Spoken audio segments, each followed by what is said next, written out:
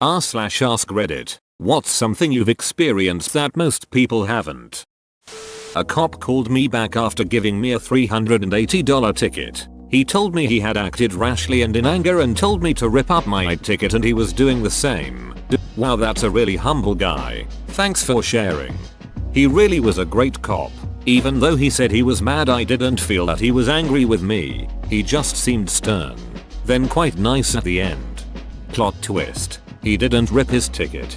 As shitty as it is, that was my first thought. I've had my house raided where cop cars immediately block the driveway. There's cops everywhere, even in the backyard. They all had masks. They got a tip that we were selling drugs. We weren't selling drugs. They proceeded to put us all in handcuffs and sat us outside trying to interrogate us while they turned the house upside down. They said something amongst each other and just uncuffed us and walked off. It was the wrong house. We know because the house around the corner was raided about a week later and they were drug dealers.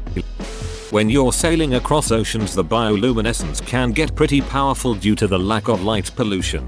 It causes the breaking waves to sparkle, and when the dolphins arrive you have a combination of a sky full of stars and glowing dolphins surrounding the ship and leaping out of the water whilst still having a glow to them. It's almost impossible to photograph due to the lack of light. The dolphins can be seen for a long way underwater too, so it looks like you are surrounded by glowing torpedoes. On an aircraft carrier, during darkened ship, while standing on the fantail, the bioluminescence looks like a green highway all the way to the horizon. Pretty powerful stuff. I've swam and body surfed in a phosphorescent sea. Moving your hand underwater makes it glow like a phantom hand. Goes dark as soon as you stop. Breaking waves get really bright. I'm a lesbian. And I once had my long-term girlfriend call and tell me she'd gotten pregnant unexpectedly. That was not a call I'd ever imagined getting. My friend's daughter came out to him as a lesbian in her late teens. A few years later, after she had moved out, she called him and said, "Daddy, I'm pregnant." He paused a bit and said, "Worst lesbian ever. He's a very loving parent and would love her either way, but never passes the chance for a dad joke." Did she try to claim it was yours? Lesbian Mary, the Lord works in mysterious ways. I've told this story here before, but one time my girlfriend and I were having sex after showering together. I had water stuck in my ear, but right as I came my ear popped as well. It was the strangest and most amazing combination of feelings I have ever experienced. I've tried to recreate it since then, but have yet to be able to sync it up again. I remember you telling this story ages ago. I never stopped thinking about it. I fell off a Ferris wheel. Please go into detail. I was in Puerto Rico and 8 years old. There was a footrest, a seat, and the bar that clicked in at about shoulder height across the front. I hadn't ever recalled being so high, and I saw really far. I stood up to get a better look, and almost immediately after that, the ride stopped. The seat lurched, and I fell out. It was about 5 meters. Woke up a few days later in a cast with a catheter. My dad wanted my mom to sue, but she said it was my own fault for not following the instructions. I had a problem with doing what I was told as well as balance when I was younger. Too long didn't read. My dumbass stood up and fell out. My mother and I won a $2 million wrongful death suit against the construction company my father was working for when he fell through an unfinished rooftop. I believe the lawsuit was the largest personal settlement ever awarded in my county at the time. My mother was also pregnant with me when my father died. Within 5 years of winning the settlement, my mother's alcoholism and bad investments left us with only about a quarter of that, which was in a trust I inherited when I turned 18. I had a slew of bad experiences dealing with a large windfall of cash at a young age with almost no guidance. It tore my family apart. All of my relatives see me as a loan officer who owes them whatever they want because they're family. My mother lives in Section 8 housing and hasn't worked since 1999. I have a good therapist. I am so sorry, fellow goats wearing clothes enthusiast. I hope your life gets better from here on. I once went to this overnight theme park caravan campsite when I was younger, around 7, to stay with my family for the weekend. My sister and I were on a roller coaster that was enclosed in some sort of giant room and absolutely pitch black. After our cart had rolled away from the workers and entered the black room, I realized the harness you pulled down over your head was not buckled, and I had nothing holding me in. I started to panic because it was impossible to see what was coming up next, and for all I knew I was about to go upside down and plunge to my death. There was a hilarious older Scottish woman in front of me who kept yelling obscenities once she found out what was going on, and was trying to hold my harness down as best as she could by reaching her arm back, along with my sister. Even though I thought I might die, her commentary was enough to keep me laughing still. Luckily there were only some high drops, but no upside down loops. I've never been afraid to go on roller coasters or any other rides after that, and still love the adrenaline rush, but I always triple check that my harness is on properly. I'm 7 feet, which is near the limit of a lot of rides. The problem that happens is they don't know or post this info. I've been on a few rides that the latch bars or other safety mechanisms fail after the ride starts. It took me a few years to realize this, but they didn't always check a ride for someone too big, and I was the one testing it. I do not ride big rides anymore. Our 23-year-old son's body was found in the woods a week and a half after he committed suicide. That was last week. I hope no one ever has to experience this, much less most people. Sorry for the Debbie Downer. Just needed to type it out because it doesn't seem real still. As a 23-year-old who only just failed to follow through the same thing your son did not 6 months ago, I'm really sorry that happened. Depression is a terrible thing. It really is a fatal illness. I once got a standing ovation. The band I was in was performing in my hometown one night. Many people in the audience knew me and they started a drum solo chant between songs. It spread to the rest of the crowd, so I did an impromptu solo. I have to say, hearing that ovation made me giddy happy. Still one of my happiest, proudest moments to this day. You just reminded me of the one autograph I gave after a show. It also felt pretty sweet. My band played a few high schools. One time we did an afternoon gig and I had preteen girls asking for my autograph. I was about 18 at the time. I remember as I was signing them thinking, oh yeah, this'll sure be worth something someday. Had a bunch of policemen profusely apologize to me after wrongly arresting me. Go on. It's not that good of a story. I dropped my mum off at the door to our apartment and went to park our car at the car park we rent monthly, which is about 2 blocks away. After I park I realize I couldn't get out of the door, which required the scanning tab thingy since my mum had it. I climbed the wall since it was only about 2 meters tall, and as soon as I hopped over, a police patrol happened to drive by. They stopped and asked me what the hell I was doing. I told them what had happened and they continued to ask for my address, which I couldn't remember cause I had been living in another country for the last 6 years. I'm not really sure what happened or why they got so aggressive, but I ended up getting semi-violently arrested and was brought to the police station, where I used their phone to call my uncle, who is a bit higher up in the local police hierarchy. They let me go when he showed up, also giving me a can of warm Coke. I became a physician as a second career. My last name is House. I met Hugh Laurie, made him laugh. House and House. I had a doctor in the unnamed house. Once, I felt a little bit bad for laughing when he introduced himself. I thought it was a joke because I came in for weird symptoms, a chronic illness, and always said I wished Dr. House was around. My crazy, then, boyfriend was threatening me with a knife. If you've ever been physically abused, you know that the worst part isn't first contact, it's the anxiety of waiting for the first hit. So I snapped and said, so ducking, stab me already. And he did. 0/10 would not get stabbed again. What you gonna do? Stab me? I've had sex with me. No one else has done that. I'm not bad. I'm not bad. LMAO. I drove a homemade motorized beer cooler on the Trans-Canada Highway while sober. Had my arm up 1,000 cattle rectums. Source. Graduating as a veterinarian in several months. Went on a mission trip in Guatemala and went around with the veterinarian. The first time I ever saw someone stick their raw hand up a horse's ass. It was so hard not to die laughing and be somewhat mature. I defended a death penalty case. I've had numerous cases where my clients faced life without parole. Public defender? No. All of my clients hired me, for sure. Public defenders get into the deep end fast. I have shot a person. I have been awakened by D and local sheriffs with shotguns pointed at me. I came home one day to find my mother-in-law dead in her bed. I have taken a hot air balloon ride. I saw Pigpen live.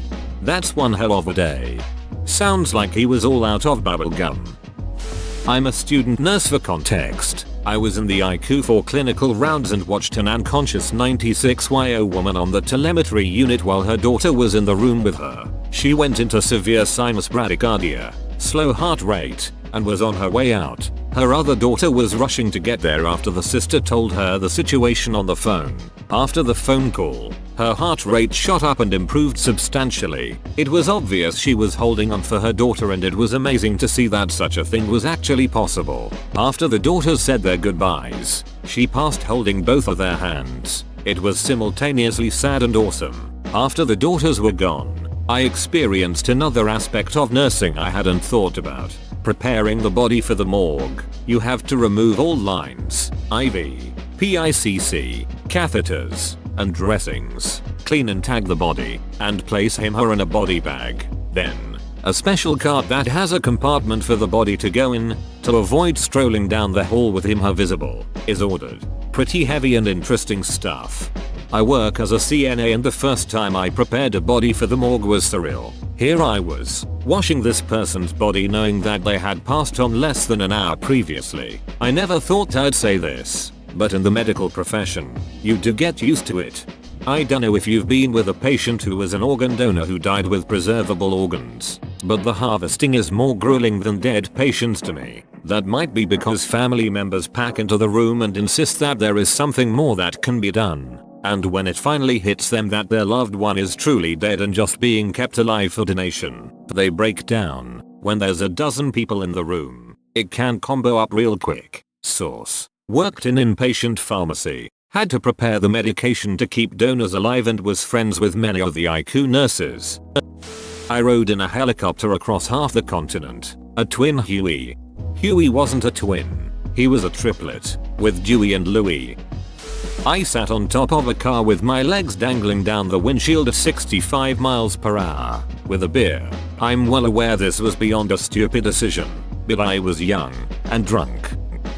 Coming up with an original recipe that people actually liked, it's a great feeling. Was it spicy enough though? Quite blunt there, aren't you?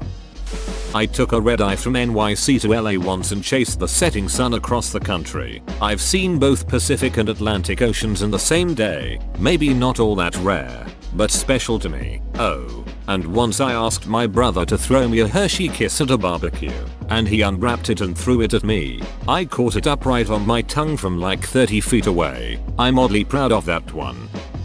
Animal handler, LOL. Few days IQ from venomous snake bite and another overnighter for another snake bite. Contemplated giving CPR to a dying seal. Barn owl talons attached to my pectoral muscle, and various other bird of prey talons stuck to my hands, arms, and once my face. Good times, LOL.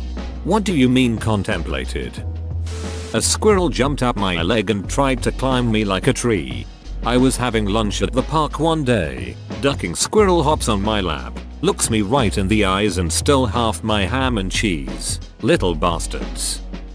Temporary quadriplegia, Guillain-Barré syndrome. T's kind of a crazy progress to be quadriplegic and begin to recover. Seeing some progress was always incredibly encouraging for me because, while most people with my condition recover significantly, it's not always complete, and my case was so extreme I was worried I'd be on the less recovery side. When things seemed to stall for a week or more, I'd get concerned, but I was stubbornly optimistic. Then, I'd usually get another little jolt of progress. November 1st, last year, I was paralyzed below the neck due to Guillain-Barré syndrome, which had begun progressing just days before. 2 days later, my lung stopped working and I was put on a ventilator. The number of tubes connected to me was pretty crazy, and since I was intubated, I had to spell things out by pointing to letters on a sheet with a straw held in my mouth. I later was given a set of glasses with an attached laser which helped speed the process up a lot. It took a few more weeks for me to hit rock bottom. Then I finally started showing some progress. I probably had a little more neck mobility, but the most obvious first improvement was being able to wiggle my fingers. GBS usually starts in the toes, works its way up, then reverses. So, being able to move my toes again came much later. I'm very lucky that I'm back to talking, walking, biking, and even running again 5k race on Thursday, but my feet aren't quite at 100% and they might not get there. I woke up during open heart surgery. Edit. To elaborate, I was only awake briefly, but it is still one of my most vivid memories to date. After being prepped for surgery, I fell asleep after getting the anesthesia, expecting that when I awoke I'd be in recovery. However, I blinked awake to see the doctor, nurses, technicians etc. working over me. I couldn't move, but I could feel them cutting me open. I was numb so it didn't hurt, but it was a very bizarre feeling. The closest thing I can compare it to is if you take your knuckles and press them firmly into your chest one at a time in succession. I didn't see them actually cutting through, as my eyes were looking up to get their attention. They weren't looking at my face, so they didn't notice. It didn't matter because I fell back asleep very quickly. I was a kid at the time when I had the surgery, so afterward telling someone about waking up during wasn't at the forefront of my priorities. I woke up in the recovery room with no idea where I was, intubated, with only strangers around and my parents nowhere in sight. Feeling scared was more my focus at that time. Too long didn't read. Woke up during surgery. Didn't hurt. Mostly uneventful, but was still more fun than Awake starring Hayden Christensen. War. When I was 3 years old, war started in Yugoslavia and we had to flee to Germany because we lived right at the Croatian-Bosnian border. Although I was only 3, I have very vivid memories of the events, like hiding in a bomb shelter, hearing rapid gunshots, and the journey to Germany itself with my mom, brother and some stranger by train. Thank God that's all I ever saw. I was riding my bike home from the gym and right when I turned the corner on my street a moth flew into my ear. I'm talking about inside my ear, not around the edges, but deep inside. It was the most disturbing feeling I've ever had in my entire life. I ran inside freaked out, but didn't feel anything for a moment, so I thought it fell out. Then the little buzzing and clawing began. I felt it digging into my head. Thinking about it gives me the shivers. So, I started screaming. And this was when I lived with my parents. They came running asking what was wrong. So I yelled and cursed about the moth in my ear. It started to actually hurt really bad at this point. So I threw myself to the ground and started banging my head on the carpet trying to dislodge it. My dad had to hold me down and pour rubbing alcohol into my ear, which caused it to start coming out for air. He grabbed it with a tweezer and finally got it out. This has to be the worst thing I've ever felt. And even talking about it is making me cringe all over. I can't even begin to describe the sensation. Hope it never happens to anyone. I've been bitten by a sea turtle. After performing a cover at a Humane Society charity event, I was approached by a professional band, as in these guys tour and pay all their bills with this job, and I was having a heart attack. Like, are these guys about to talk to me? We spoke for a while. Really awesome guys. Shallow Wake was the band, I believe. Then the singer asked me where my table was with my merch and CDs, because he wanted my CD. They wanted copies. I thought I was going to shit myself. Too bad I've never recorded anything. It would have been an honor to give them one. Literally got a job offer from Area 51. Not joking. Don't bother asking him to elaborate. He's already been silenced. Interviewing famous people. The first couple times it's weird to talk with someone you see on TV online all the time. After a few times, you realize they're just regular people. I once had a full-on street brawl with 3 guys. All smashed each other's faces in and then just stopped as I started laughing. A nervous response. We were all big rugby type guys who could give as well as take a punch. We then started laughing and joking about how absurd it was. Police came. I gave them the description of my friend's car. The friends who had left me on my own to get beaten up. The guys who I had just had a fight with then offer me a lift home and then drive 30 minutes out of their way to make sure I got home alright. It was one of those bizarre could only happen to me situations. I was dumped via mail this year. Pen, paper and stamp, not email. I played peekaboo with an ostrich. It's the first nice thing that came to mind. Ostriches are awesome. I was using a vending machine once and accidentally dropped my quarter. It hit the ground. spun on its edge for a few moments, and then stopped, still upright on its edge. It was crazy. My life is boring. I was at a shooting about 5 years ago. Not many people got hurt thankfully, because his assault rifle jammed after the first couple of shots. I was completely physically fine, just ducked up mentally about it for a while, but completely fine after a couple of months. I vomited diarrhea, Crohn's colitis. The experience was distasteful. I drowned, or nearly drowned. I was young, maybe 5, at a lake with babysitter. I misjudged how far I had drifted from the shore on my floaty and jumped off. I remember going underwater, and then nothing until I woke up coughing up water. Apparently my babysitter's boyfriend jumped in, pulled me out and resuscitated me. Attending to a dead body. I work nights at a convent. The floor I work on is assisted living style for the elderly nuns. One woman passed away on my shift, and I was informed by my supervisor to call the funeral home, and in the meantime wash and dress her body in a slip. The home would dress her fully. She died in her recliner, which is where she preferred to sleep, so I had to move her a lot to get her nightgown off, bathe her and get a new slip on. It was surreal. It's very strange to experience a person you've known as lively, talkative, cheerful, independent, as lifeless, having to shift dead weight that a few hours prior was a living being. C-section cow birth. That's no way to talk about your mom. Whoa, you made it to the end? You're a ducking beast. I'll cut you a deal. Smash like and subscribe for more curated content, bruh. It's free and that's a great price.